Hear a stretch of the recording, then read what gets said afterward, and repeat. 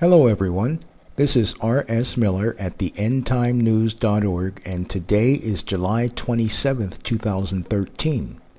Egyptian protests become increasingly deadly as members of the security forces open fire on pro-Morsi supporters.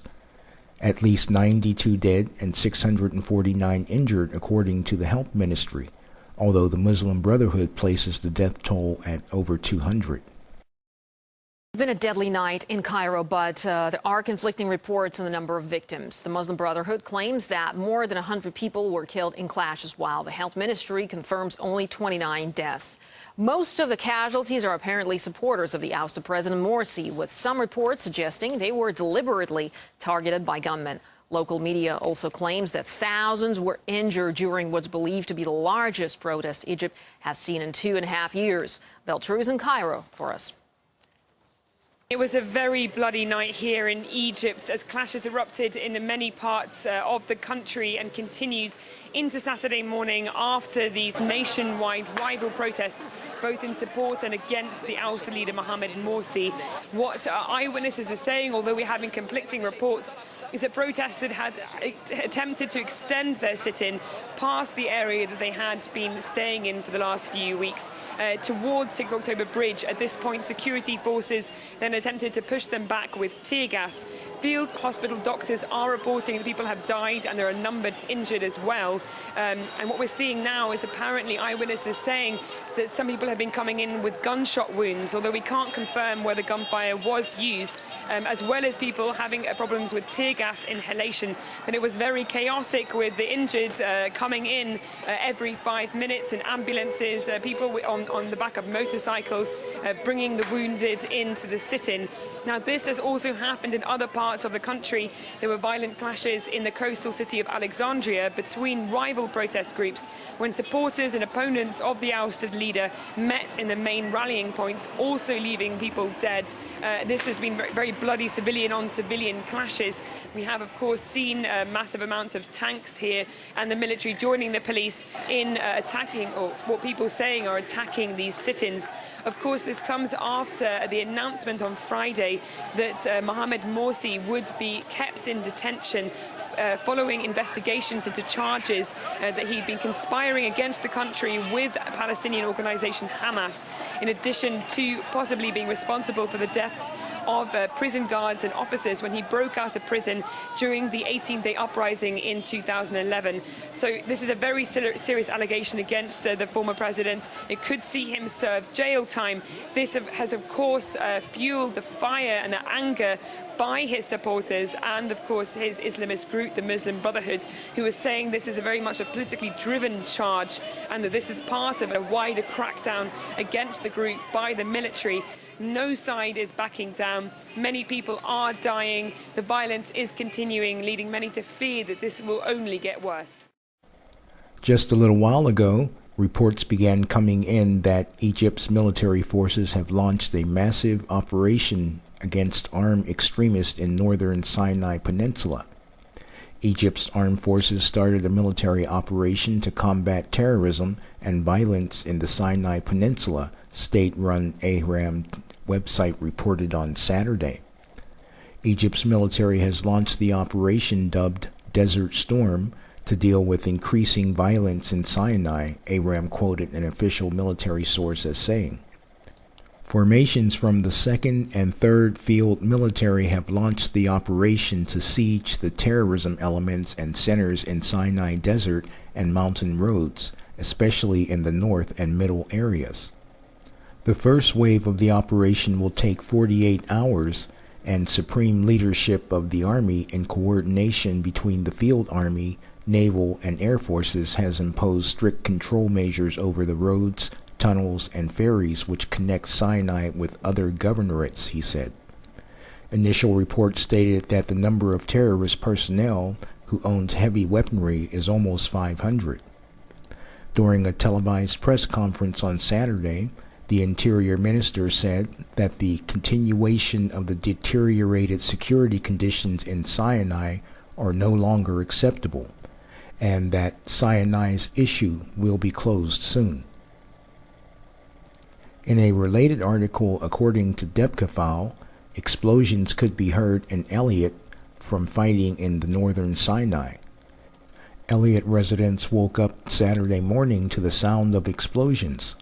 According to the report, Israel and Egypt have both imposed a strict blackout on the fighting which broke out Friday night in northern Sinai when armed Salafists attacked 3 Egyptian military facilities in Rafah and Sheikh Zayed.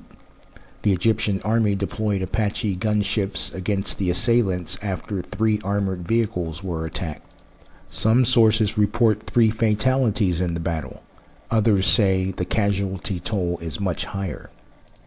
Meanwhile, Muslim Brotherhood's offices in Libya were attacked by protesters.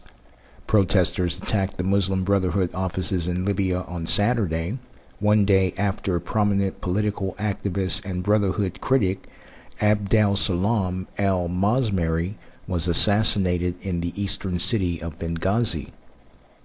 Hundreds took to the streets overnight to denounce the killing of al-Mazmari, who was shot dead on Friday after leaving a mosque.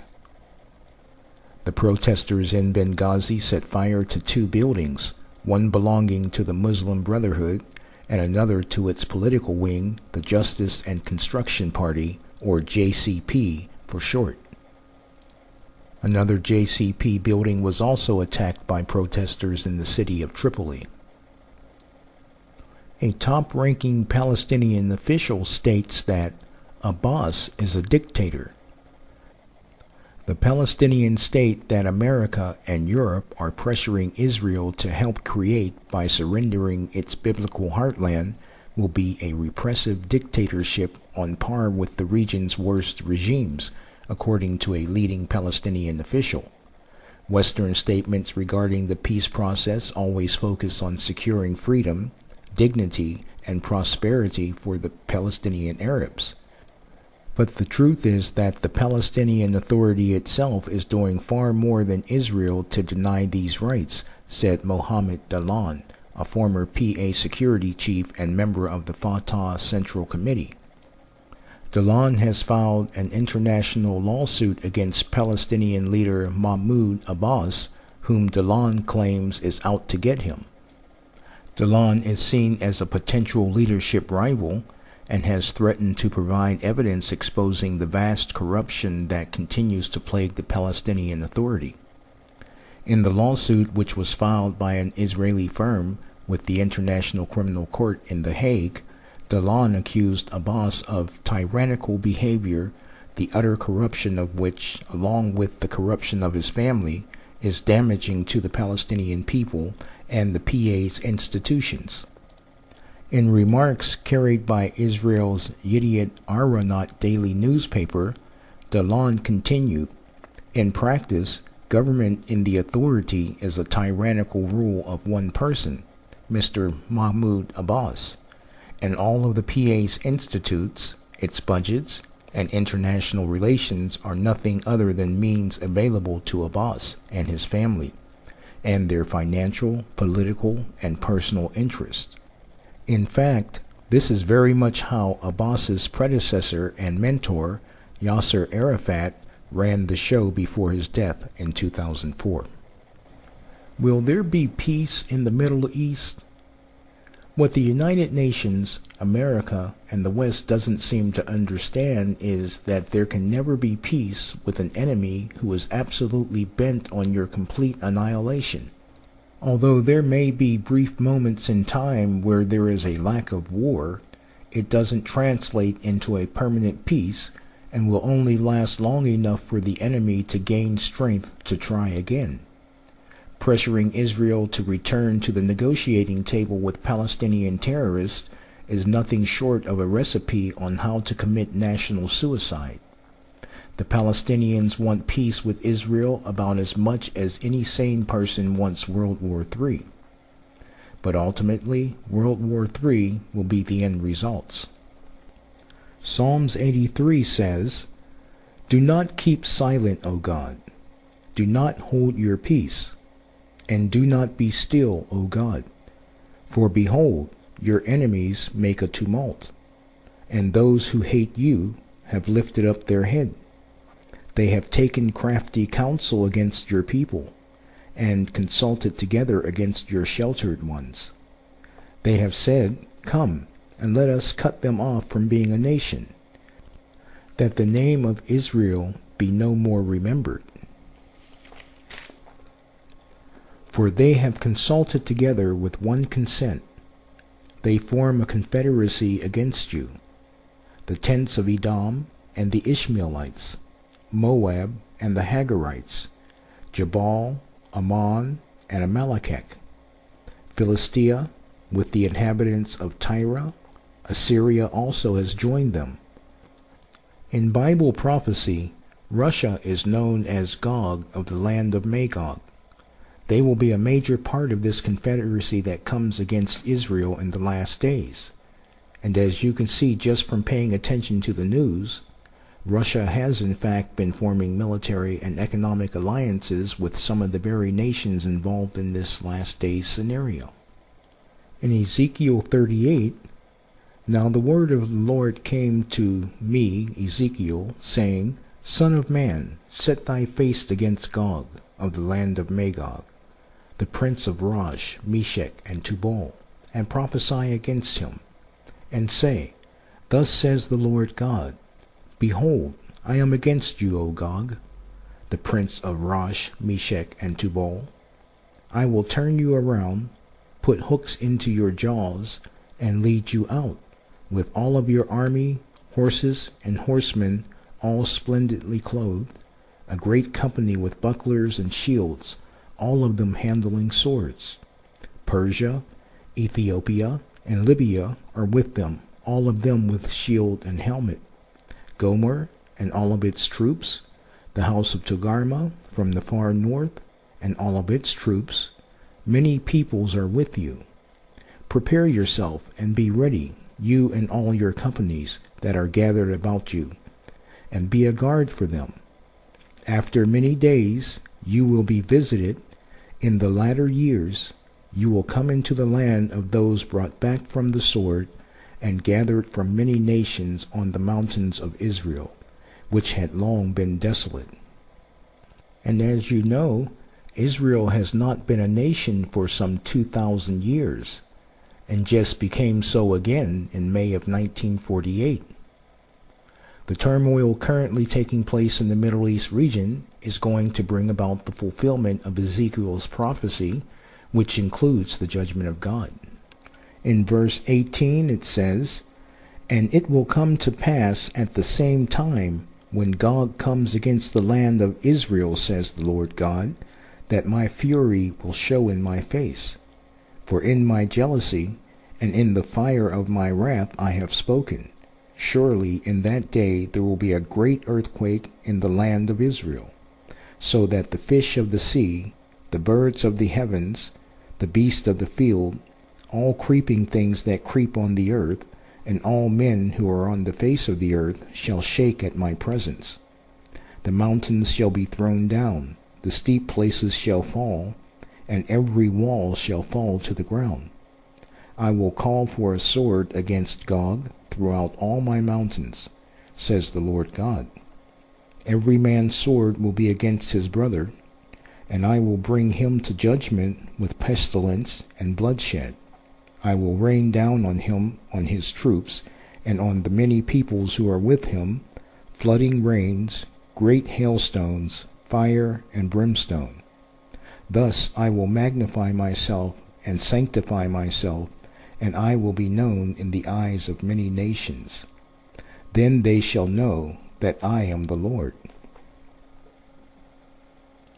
Now, to answer the original question, will there be peace in the Middle East? According to the Bible, true peace is not possible until God sets up his kingdom at the conclusion of the Great Tribulation period. But be that as it may, the powers that be have no intention on letting a little thing like God sway them from achieving their goals.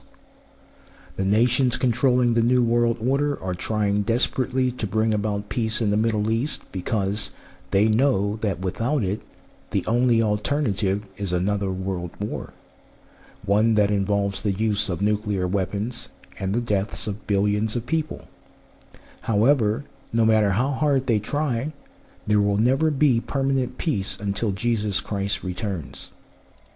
There will be a 7-year peace plan implemented with the approval and participation of world governments, but this will be the false peace of the Antichrist and will be doomed to fail in 3.5 years from its creation, and then comes the Battle of Armageddon.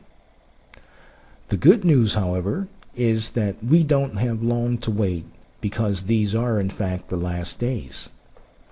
Although there is much speculation about whether or not these actually are the last days as described in the Bible, which states there will be signs in the sun, the moon, and the stars, signs in the heavens above and the earth below, wars and rumors of wars, etc., and the fact that these events can be seen almost daily in the news, it never ceases to amaze me how many people either still can't see the signs, or perhaps they simply refuse to believe what they do see. And if you're not sure of your salvation, follow the link in the box below and pray the prayer of salvation with a sincere heart, and you will be saved. May God bless you.